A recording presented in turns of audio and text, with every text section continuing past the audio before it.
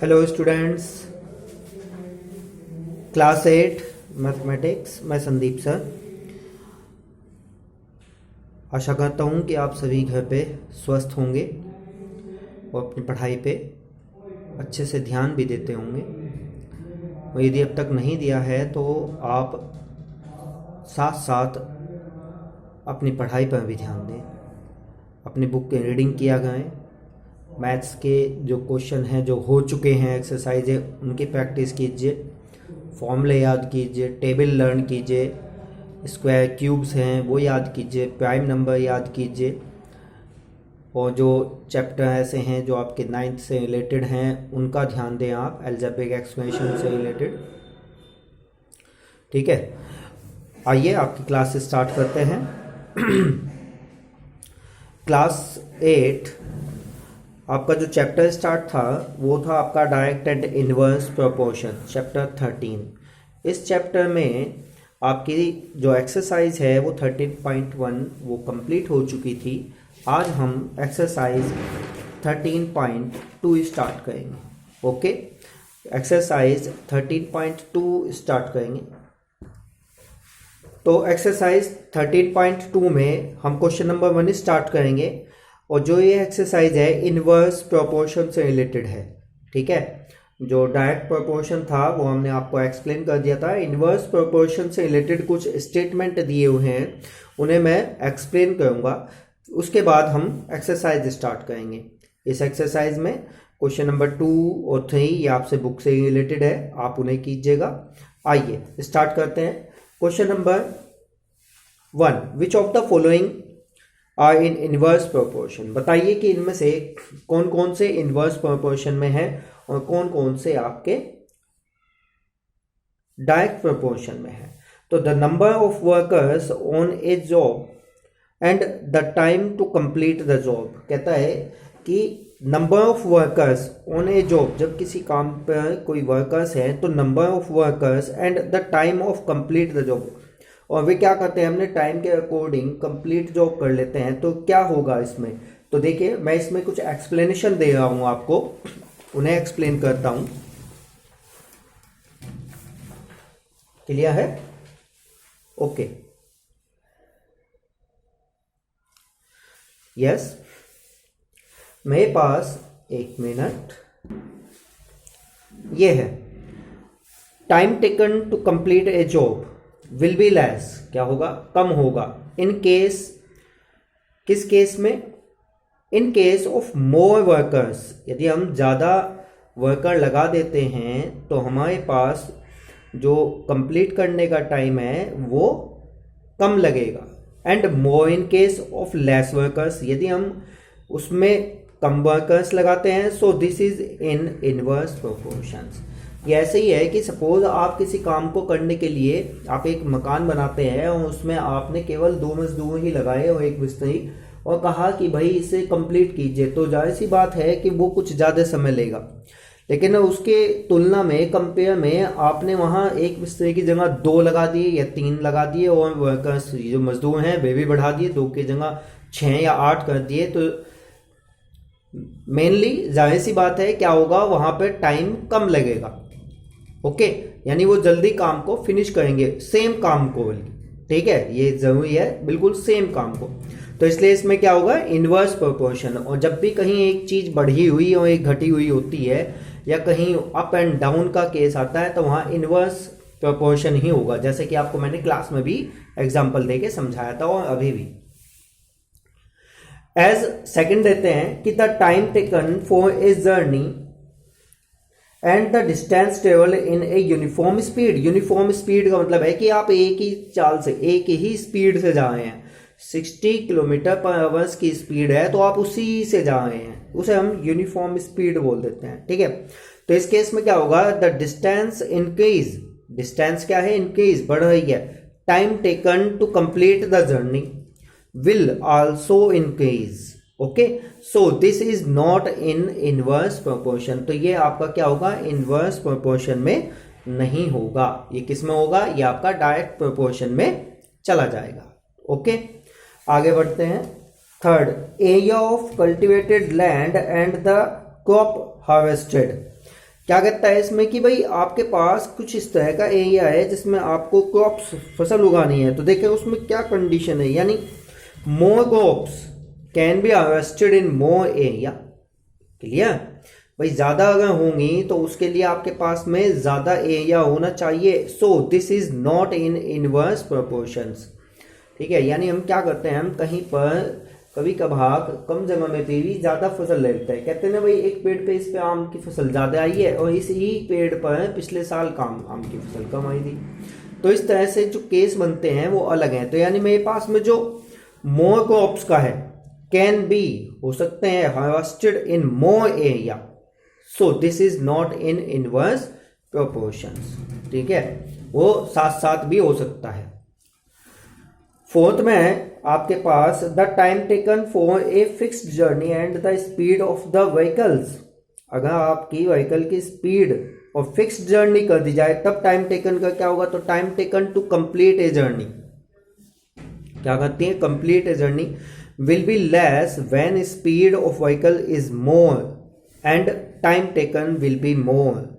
Okay, क्या होगा, speed of vehicle is more and time taken will be more when speed is less। तब आपके पास में स्पीड क्या है, अगर कम भी है तब। so this is in inverse proportion। तब आपके पास में क्या होगा, वहां पे inverse proportion होगा। और यदि आपकी स्पीड भी क्या होती, मोर ज्यादा होती, तब आपके पास वहां सारी चीजें क्या होती, मोर में है, यानी डायरेक्ट प्रोपोर्शन हो जाता। क्लियर हो गया? लास्ट है आपका the population of a country and the area of land per person. क्या होना चाहिए, more land per person in case of less people and less land per person in case of more people. So this is in inverse proportion. कहता है कि अगर more land है per person, in case less people हैं और and less land है। ठीक है जी, तो ये केस हो गया आपका पर पर्सन यानी हर एक व्यक्ति के लिए। और दूसरा यानी इन केस ऑफ मोर पीपल, यानी ज्यादा लोग उसमें आ सकते हैं आपके पास में। फिर से पढ़ें आप, मोर लैंड पर पर्सन यानी प्रत्येक व्यक्ति के लिए ज्यादा से ज्यादा लैंड। उसके बाद में इन केस, किस केस में, of less people and less land. ठीक है, तो वहां क्या होंगे, लैंड बचे ही रहेंगे अगर आपके पास में पर्सन क्या है, पीपल क्या है, कम है, और लेस लैंड है। तो वहां पे अगर आपके पास में ज्यादा से ज्यादा जमीन है और व्यक्ति कम है तो उसे क्या होगा, उसमें कम जगह में ही उनका काम चल जाएगा। ठीक है, लेकिन यहाँ कहता है इन केस ऑफ मोर पीपल, और ऐसे ही मोर पीपल में मोर लैंड की जरूरत पड़ेगी। तो क्या होता है, this is in inverse proportions. Clear? इसे आप एक बार थोड़ा सा और रिपीट कर लेंगे इन क्वेश्चनों को। ठीक है जी, आइए नेक्स्ट क्वेश्चन पे देखते हैं। आपका क्वेश्चन नंबर 2 और 3 ये पहले एक्सरसाइज की तरह से हैं, इन्हें जरा आप कंप्लीट करें बुक में ही, कैलकुलेशन बेस्ड हैं। क्वेश्चन नंबर 4 से स्टार्ट करते हैं। क्वेश्चन नंबर 4 से स्टार्ट करते हैं। तो आपके पास जो क्वेश्चन नंबर 4 है, रीड कर देता हूं मैं, आप अपनी बुक लेके बैठे। If a box of sweets is divided among 24 children. क्या कहता है जी, ये कहता है आपके पास if a box of sweets is divided among 24 children they will get 5 sweets each. ठीक है, how many would each get if the number of the children is reduced by 4। Clear? तो हमने क्या कहा, हमारे पास गिवन क्या क्या है, गिवन है हमारे पास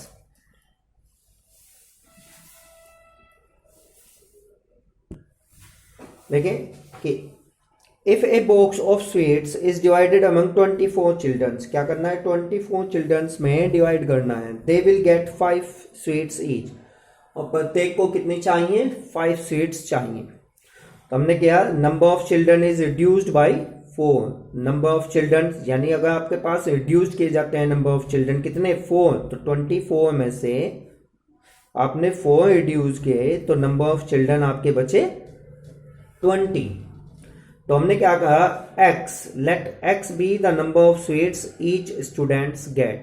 तो हमने टेबल ली अपनी, number of sweets and number of sweets each get. तो नंबर ऑफ स्वीट्स कितने हैं? जब 24 हैं तो आपके पास में number of sweets each get हुए 5, और जब आपके पास नंबर ऑफ स्टूडेंट्स 20 हैं तब आपके पास हमने लेट किए हुए हैं कितने number of sweets each get x।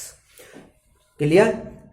तो क्या किया? 24 multiply 5 is equal to 20 multiply x, यानी आपने क्या किया? क्रॉस मल्टीप्लाई ली, तो ये हो गया आपके पास 24 मल्टीप्लाई 5 20 मल्टीप्लाई x। कितना हो गया आपका? 24 multiply 5 is equal to 20 multiply x। तो आपने देखे जरा ध्यान से कि number of students and number of sweets each student get are inversely proportional. जब इनवर्सली प्रोपोर्शनल है तो आपके पास जो रिलेशन आया 24 multiply 5 is equal to 20 multiply x, और 20 इसके डिवाइड में गया, 5 4 जा 20, 4 6 जा 24, बैलेंस किया तो x की वैल्यू कितनी आई? 6। तो number of sweets get by each student is 6। Okay, question number 5 देखें आप। 5 में भी आपके पास इसी तरह से है। जब आप क्वेश्चन नंबर 5 पढ़ते हैं, a farmer has enough food to feed 20 animals in his cattle for 6 days। 6 दिनों के लिए कितने हैं? 20 एनिमल्स के लिए। How long would the food last if there were 10 more animals in his cattle. कहता है कि वो कितना लंबा फूड यानी भोजन उनके लिए रखें कि if there were 10 more animals, यानी उनमें 10 और ऐड कर दिए जाएं। तो हमने क्या लिया? मुझे गिवन था इसमें कि farmer has enough food to feed 20 animals in his cattle. Okay, कितने दिन के लिए? फॉर 6 days के लिए।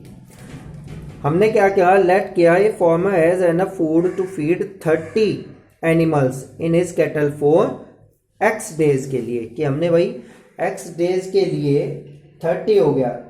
30 कैसे हो गया?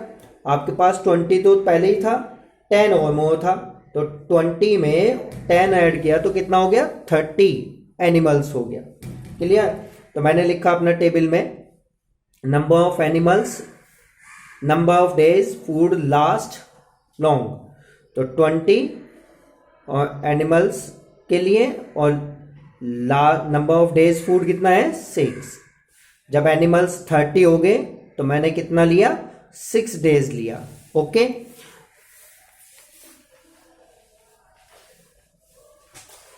यहां देखें तो 20 multiply 6 is equal to 30 multiply x। Inversely proportions की कंडीशन के अनुसार मेरे पास में क्या हो? 20 मल्टीप्लाई 6 30 मल्टीप्लाई x। 30 इसके डिवाइड में गया, डिवाइड दिया, 6 5 जा 30 और 5 4 जा 20, तो कितना आ गया हमारे पास? x is equal to 4। x is equal to 4। Clear हो गया? यहाँ पे भी ये, और ये आ गया 5, 6 5 जा 30 और 5 यहाँ पे आता है, तो इसे आप हटाएं, और 5 4 जा 20, तो x की वैल्यू कितनी आई? 4 आ गई। तो the food would last long for 4 days। तो हमारे पास कितना चाहिए उसके लिए? 4 दिनों के लिए और चाहिए। क्वेश्चन नंबर 6 देखें आप। क्वेश्चन नंबर 6 ये भी आपका इसी तरह से है, केवल आपको क्वेश्चन के स्टेटमेंट पे ध्यान देना है। A contractor estimate that 3 persons could rewire Jasminder's house in 4 days. If he used 4 persons instead of 3, how long should they take to complete the job? कि बताएं अगर वहां पर 4 person यूज कर रहे हैं तब कितना लिया जाए। ठीक है, तो हमारे पास कितना बैठता है? ध्यान दें, 6। हमने क्या किया? Let x be the number of days ले लिया required to complete the job by 4 persons के लिए। तो number of days, number of person, number of days, number of persons, तो 4 नंबर ऑफ डेज में नंबर ऑफ पर्सन कितने हैं, 3 हैं।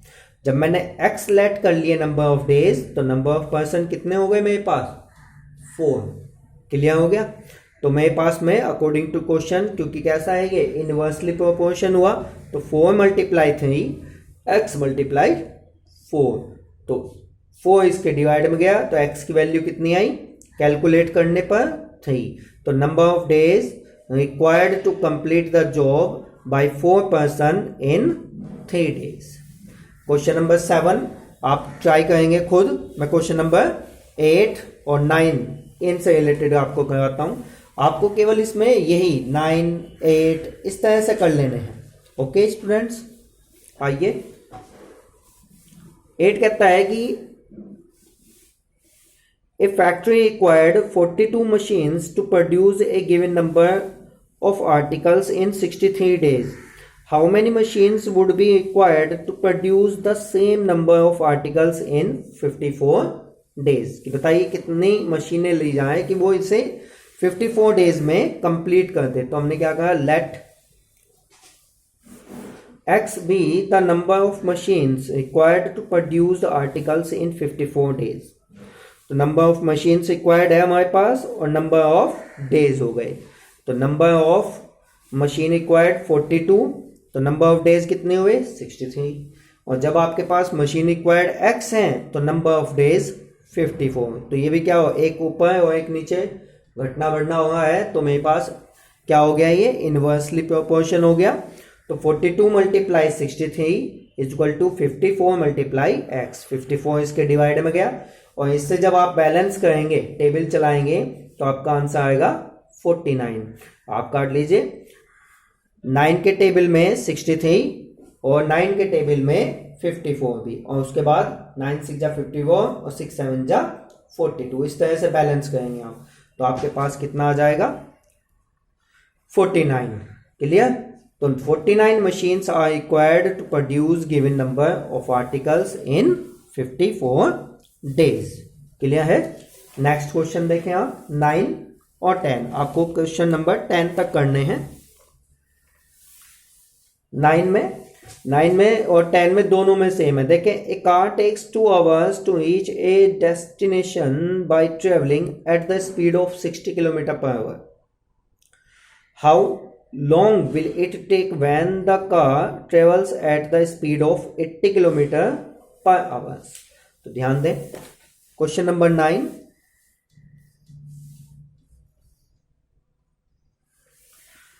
let x the time taken by the car to reach the destinations at a speed of 80 km/h। तो हमने speed ली और time taken लिया hours में। जब स्पीड आपकी 60 थी तो आपका टाइम टेकन हुआ 2 hours। जब आपकी स्पीड 80 हुई तो आपका टाइम टेकन हुआ आवर्स में, हमने लेट किया x। तो हमारे पास में यहां पे भी क्या हुआ, speed of the car and time taken by car are inversely proportions. ये हमारे पास में क्या है, इनवर्सली प्रोपोर्शन है। ठीक है जी। जब स्पीड 60 की तो हमारे पास 2 hours का टाइम लिया गया। अब स्पीड 80 की है तो जाहिर सी बात है हमारे पास में क्या हो गया, टाइम कुछ कम होगा, तो इसलिए यहाँ पे इनवर्स प्रोपोर्शन हो। तो 60 मल्टीप्लाई 2 एंड 80 मल्टीप्लाई x। 80 इसके डिवाइड में गया तो मेरे पास क्या बनता है, 0 से 0 बैलेंस, और 2 4 जा 8, 2 2 जा 4, 2 3 जा 6। तो x की वैल्यू कितनी आती है, 3/2। 3/2 का मतलब जब आप 3/2 को डिवाइड करते हैं तो 2 से 3 को डिवाइड देंगे तो मिक्स नंबर कितना आएगा, 1 × 1/2, यानी 1 घंटा और हाफ आवर्स, यानी 1 hours and half hours. Okay, तो x की वैल्यू आप यहाँ पे छोड़ेंगे। क्लियर हो गया। ठीक इसी तरह से आपके क्वेश्चन नंबर 10 के फर्स्ट और सेकंड पार्ट है। 2 person could fit new windows in a house in 3 days। First और सेकंड। फर्स्ट कहता है one of the person fell in ill before the work start। वो वर्क स्टार्ट करने से क्या हो गया, इल हो गया, बीमार हो गया। How long would the job take now। Second में क्या है कि how many persons would be needed to fit the window in 1 day। एक दिन में कितने पर्सन की जरूरत पड़ेगी कि वो उस विंडो को फिट कर दें। तो देखें आप, जब मैंने फर्स्ट पार्ट लिया तो number of person, number of days, तो नंबर ऑफ पर्सन जब 2 थे तो नंबर ऑफ डेज उसने लिए 3, और जब नंबर ऑफ पर्सन 1 हुआ तो आपके पास हमने कह दिया, लेट कर लिया नंबर ऑफ डेज x, तो 2 मल्टीप्लाई 3 और 1 मल्टीप्लाई x, तो x 1 जा x और 2 3 जा 6, तो इट वुड टेक 6 डेज। तब वो क्या कर रहा है, 6 डेज ले रहा है, ओके, विंडो फिट करने के लिए बाय 1 पर्सन।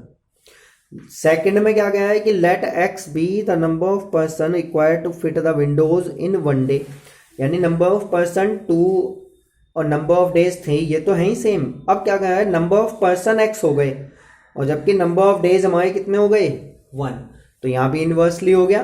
तो मेरे पास 2 मल्टीप्लाई 3 और x मल्टीप्लाई 1, तो x 1 जा x, तो यहाँ पे भी कितना आया 2 3 जा 6। यहाँ पे क्या कहता है कि 6 पर्सन, सॉरी, यहाँ पे क्या कहता है कि जो 6 पर्सन है would be needed to fit the window in 1 day, okay.